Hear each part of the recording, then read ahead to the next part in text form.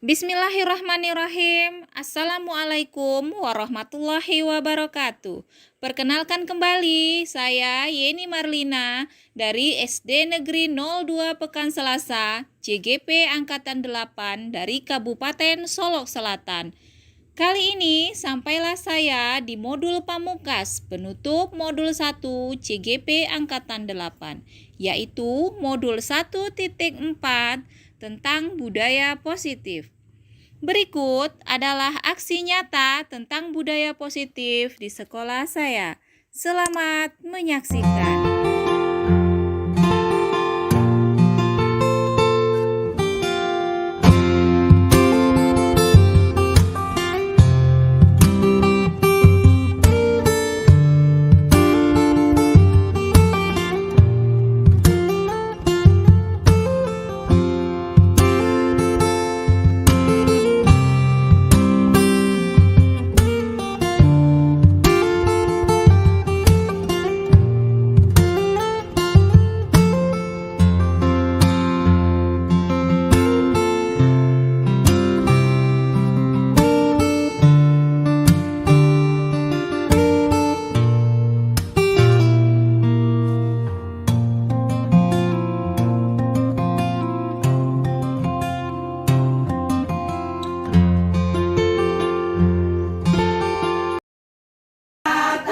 Menggapai bintang, tangan ke samping, burung yang terbang, tangan ke depan, ikan berenang, duduk yang rapi, siap berdoa.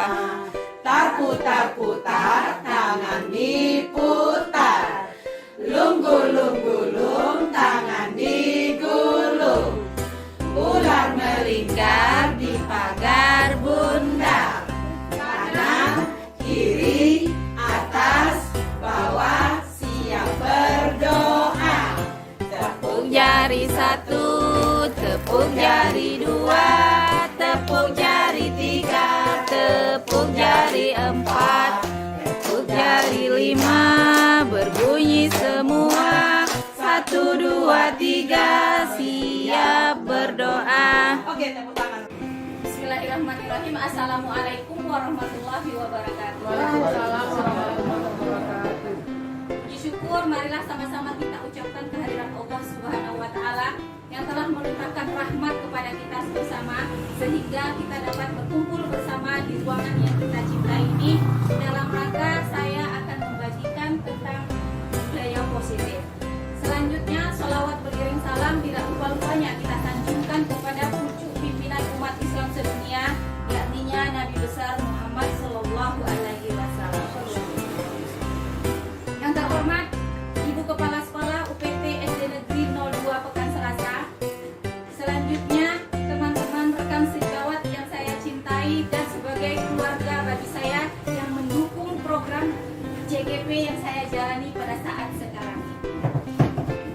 Dengan tidak memanjangkan mukadimah, marilah berdirinya saya di sini hari ini bukan bermaksud untuk menggurui atau mengajari, karena berdirinya saya di sini adalah sebagai rekan teman sejawat yang akan sama-sama membagikan pengalaman saya selama mengikuti CGP pada angkatan 8 yang saya laksanakan pada saat sekarang ini. Saya akan membagikan tentang budaya positif. Budaya positif itu adalah yang baik yang akan kita lakukan di sekolah kita. Di sini saya akan mendiseminasikan modul 1.4 tentang budaya positif. Tujuan diseminasi ini adalah untuk melakukan atau menyampaikan informasi dan memunculkan ide dan inovasi baru untuk memacu kreativitas kita sebagai pendidik supaya lebih kritis, lebih memiliki budaya positif, serta untuk merefleksi diri kita masing-masing menuju yang lebih baik. Di sini sudah sering kita lakukan seperti pada gambar di sini di layar, kita sering melakukan kolaborasi. Jadi materi budaya positif di sini adalah tentang yang pertama disiplin positif. Kedua, nilai kebajikan dan keyakinan kelas. Yang ketiga, kebutuhan dasar. Yang keempat, tentang segitiga restitusi. Dan yang kelima, posisi kontrol. Modul budaya positif di sini dikembangkan oleh Andi Nur Cahyani, Diah Sasmirajas, Murti Ayu Wijayanti, dan disampaikan dan dimodifikasi oleh saya sendiri, CGP Angkatan 8 Kabupaten Solo Selatan, Edi Marlina. Selanjutnya, mengenai budaya positif di sini, budaya yang sama-sama kita ketahui, budaya adalah kebiasaan dan positif adalah kebaikan. Budaya positif yaitu kebiasaan baik yang kita terapkan di lingkungan sekolah.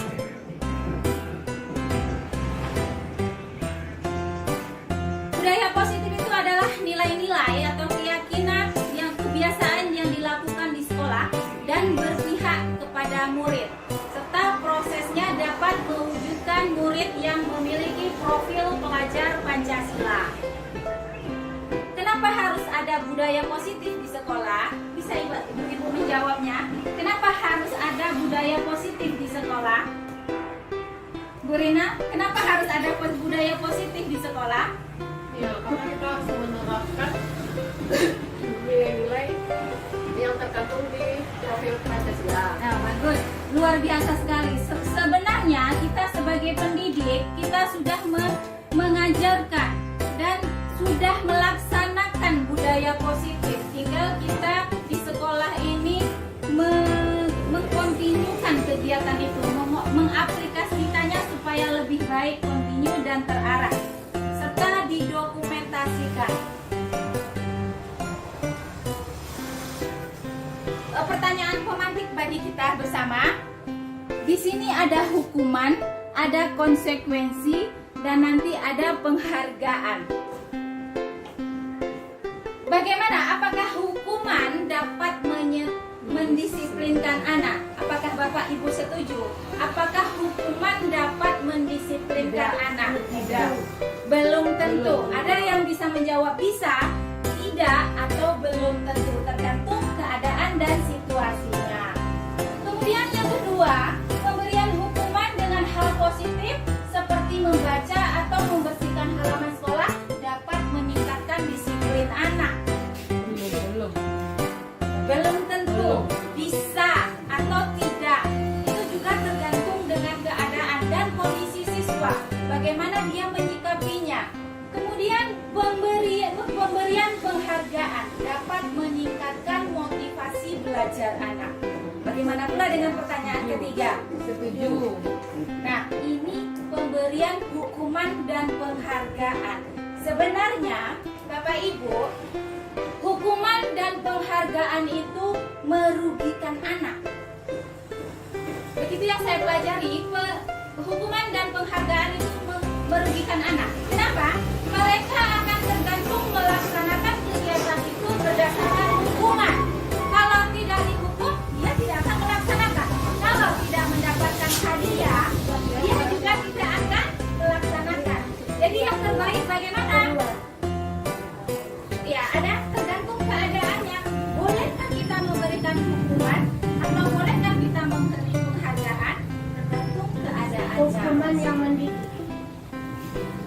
Tapi kita lanjutkan slide berikutnya. Jadi anak-anak kita ini dia memiliki dua kodrat. Kodratnya ada pada diri sendiri, ada kebaikannya dan ada keburukannya. Dan motivasi tadi ada hukuman dan penghargaan. Hukuman dan penghargaan itu adalah berupa motivasi ekstrinsik. Karena sebaik-baik motivasi itu adalah intrinsik dari dalam diri sendiri. Kenapa ekstrinsik? Kalau tidak mendapatkan hukuman, dia tidak akan melakukan sesuatu. Berarti dari orang lain, dari guru. Kalau nanti tidak dihukum oleh Bu Linda, dia tidak akan melakukan. Tapi kalau dihukum baru dijalankan. Begitu juga, kalau nanti tidak mendapatkan penghargaan dari Bu Mai, anak-anak kita tidak akan melaksanakan kegiatan tersebut. lagi, hukuman dan penghargaan tidak baik dilaksanakan pada anak didik kita.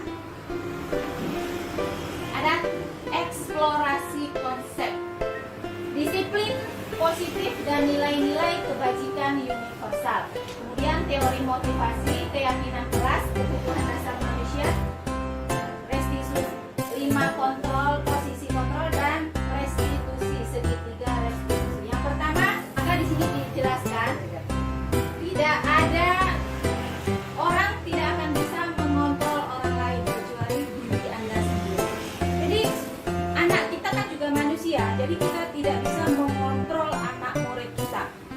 Kamu harus seperti A, jalur ini yang harus kamu tempuh menurut ibunya, gurunya. Tidak bisa, karena mereka manusia. Manusia tidak bisa dikontrol oleh orang lain, yang bisa mengontrol dirinya sendiri.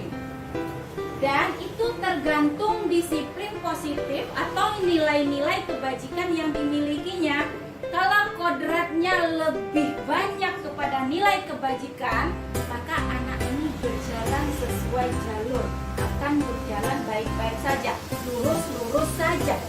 Karena dalam dirinya sudah ada yang mendominan nilai kebajikan atau nilai positifnya. Kemudian ada juga kodrat buruknya. Murid kita itu tidak bisa kita yang mengontrol karena dia lebih banyak dominan. Kemudian ada juga tergantung lingkungan, mulai dari dirinya sendiri, dari keluarga, sekolah, masyarakat, itu juga mempengaruhi perilaku kita. Kemudian anak didik kita juga melakukan tindakan baik ataupun buruk, semua memiliki tujuan. Ada dasarnya melakukan tujuan itu. Kenapa mereka terlambat? Pasti ada alasan. Kenapa mereka menangis? Pasti ada alasannya. Kenapa mereka tidak mau menulis? Pasti ada alasannya. Semua memiliki tujuan dan dasar. Jadi kita tidak bisa menghukum ananda kita semua. Kenapa kamu tidak buat? Kamu harus ini, harus itu, A, I, U. Cari dulu dasarnya. Kenapa mereka melakukan hal seperti itu. Selanjutnya, tujuan penerapan disiplin positif yang akan kita terapkan di sekolah dan kepada murid-murid kita adalah agar terbentuknya murid yang berkarakter sesuai dengan kebajikan profil pelajar Pancasila dan menciptakan lingkungan yang positif di sekolah. Nah, ini tadi yang saya sebut tentang didukung oleh penghargaan. Dampaknya yaitu dia akan ketergantungan dalam faktor eksternal. Ini disampaikan oleh Alfie Cohen pada tahun 1993. Jadi hukuman itu tidak bagus dan pemberian penghargaan juga kurang efektif untuk mendidik anak kita. Jadi sebaiknya yang seperti apa? Nah, di sini ada perbedaan hukuman dan konsekuensi. Mana yang hukuman, mana yang konsekuensi. Kalau hukuman itu sifatnya terpaksa, tiba-tiba, tanpa persetujuan. Nah, kalau kita lihat yang pertama, kita suruh siswa kita mencatat 100 kali di dalam buku dengan kalimat saya tidak akan terlambat lagi karena terlambat sekolah. Ini termasuk hukuman atau konsekuensi? Ada yang menyebut hukuman, ada konsekuensi. Kita lanjut. Ada ya gurunya guru olahraga ini ya. Si Anto, kamu harus mengelilingi lapangan basket 2 kali karena terlambat hadir ke sekolah. Hukuman atau konsekuensi? Hukuman. Berarti yang pertama tadi hukuman, kedua hukuman. Kita lanjut yang ketiga. Murid diminta untuk push up 15 kali karena tidak menggunakan masker ke sekolah. Hukuman juga.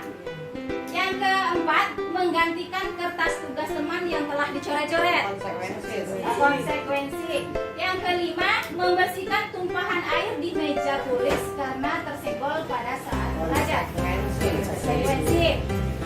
Yang kelima, murid disuruh untuk tidak menggunakan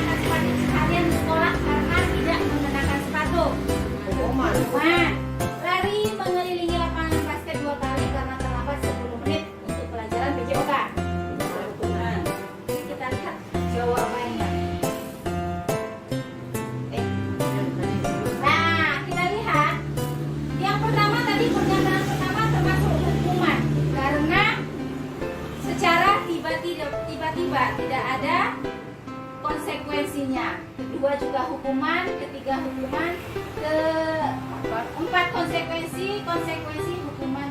Dan kita semua sudah paham bahwa mana yang hukuman, mana yang konsekuensi. Nah, ini dia, hukuman itu tidak terencana atau tiba-tiba, bersifat satu arah.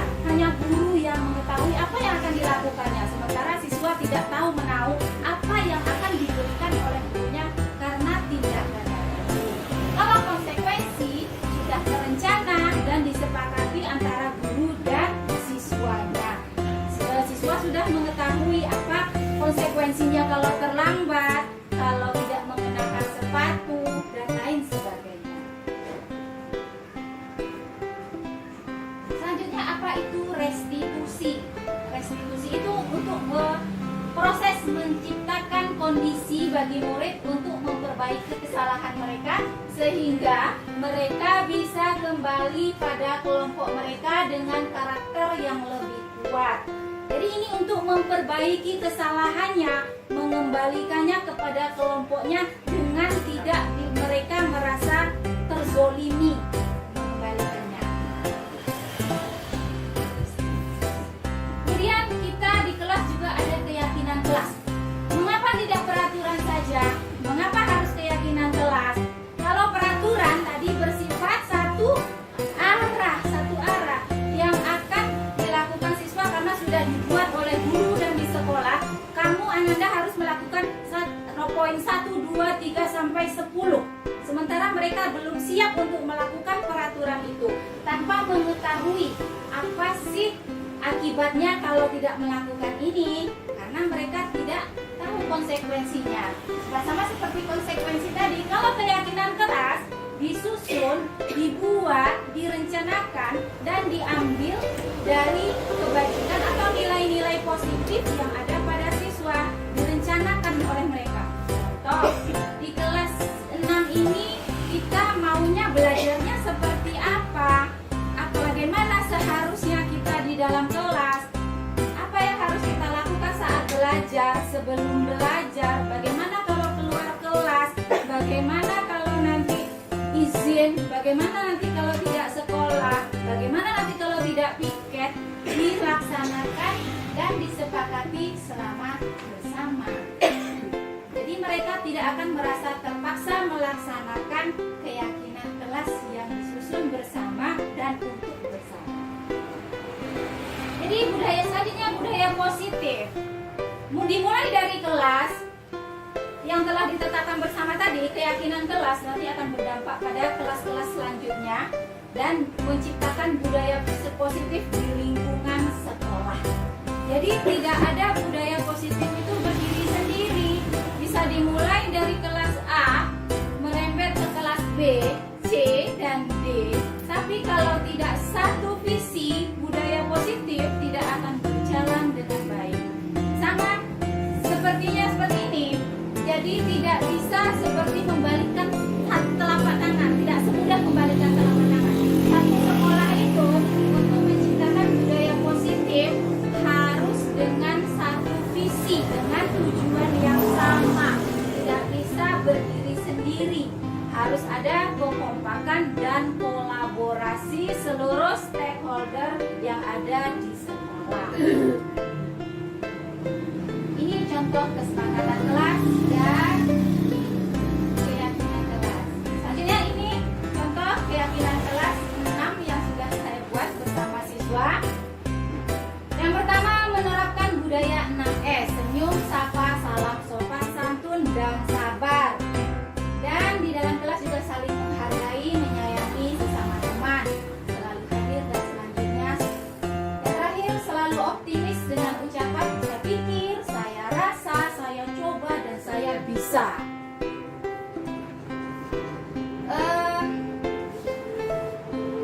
Ini dokumentasi pembuatan keyakinan sekolah. Jadi seluruh siswa itu menuliskan semua nilai-nilai positif yang akan dirumuskan menjadi nanti keyakinan kelasnya. Selanjutnya, kebutuhan dasar manusia. Kita juga tidak dapat memungkiri bahwa anak didik kita itu adalah manusia. Mereka memiliki kebutuhan dasar, yaitu kasih sayang dan rasa diterima, penguasaan, kesenangan, dan kebebasan. Jadi kita sebagai guru, karena anak tadi memiliki kebutuhan dasar, kita harus juga memiliki posisi kontrol kita sebagai guru. Posisi kontrol sebagai guru itu ada 5. Yang pertama sebagai penghukum, yang kedua membuat merasa bersalah, yang ketiga sebagai teman, yang keempat sebagai pemantau, dan kelima sebagai manajer. Sebaik-baik posisi kontrol adalah guru sebagai manajer. Yang terakhir, segitiga restitusi. Tidak dipungkiri, semua manusia pasti akan pernah melakukan kesalahan. Jadi untuk mengembalikan mereka kepada kebaikannya harus dengan 3 cara. Kita harus bisa menerapkan dengan segitiga restitusi. Yang pertama, menstabilkan identitas dulu. Terus selanjutnya validasi kebutuhan dan menanyakan keyakinan. Apa pula itu? Ini ya, menstabilkan identitas. Jadi kalau siswa bersalah itu tidak langsung memarahinya langsung memarah. Kita tanya dulu dengan tindakan manusiawi. Kita bisa menyelesaikan. Bagaimana caranya? Ananda, kita bisa menyelesaikan masalah ini. Kita semua orang pasti pernah melakukan kesalahan. Jangan langsung ditembak dia dengan kesalahannya dan diberikan hukuman. Tanyakan dulu alasannya, mengapa dia melakukan hal seperti itu. Pasti apa yang dilakukannya itu memiliki alasan. Itu yang disebut dengan menstabilkan identitas, agar anak tidak merasa gagal karena berbuat salah. Jadi dia sudah salah, jadi terus langsung down karena disebut langsung salah. Kita tanya dulu, kita stabilkan dulu keadaannya. Yang kedua, validasi kebutuhannya. Ananda kita melakukan kesalahan itu pasti karena ada alasan. Kenapa dia melakukan hal itu? Kebutuhan dasar mana yang tidak terpenuhi? Kesenangannya atau kebebasannya, kasih sayangnya, ada yang tidak terpenuhi sehingga dia melakukan hal demikian. Ada Ananda saya kelas 6 sebelumnya, ini tanpa kita sadari kita sudah melakukan segitiga restitusi. Cuman yang saya lakukan juga salah. Saya selalu memberikan penghargaan. Sering saya lakukan pemberian penghargaan. Sebenarnya itu tidak efektif untuk mendidik anak-anak. Segitiga restitusi yang pernah saya jalani pada Ananda seperti itu. Saya bertanya, kenapa melakukan ini, hal ini, kemudian apa yang tidak terpenuhinya? Ternyata kasih sayang yang tidak terpenuhi oleh Ananda kita, sehingga itu yang membuat alasannya melakukan hal-hal yang buruk yang tidak diinginkan di sekolah. Jadi Ananda kita ini mencari perhatian. Itu salah satu pengalaman. Bagaimana validasi kebutuhan itu? Jadi kita harus mengenali kebutuhan mana yang tidak terpenuhi sehingga melakukan kesalahan tersebut. Selanjutnya yang terakhir, menanyakan keyakinan. Guru bisa bertanya, setelah melakukan kesalahan itu kira-kira mana yang menyimpang dari keyakinan kelas yang sudah kita sepakati. Ingin menjadi seperti apa nantinya, sehingga kalau melakukan hal seperti ini terjadi. Jadi anak-anak kita ini nanti tidak akan merasa gagal dan tidak down.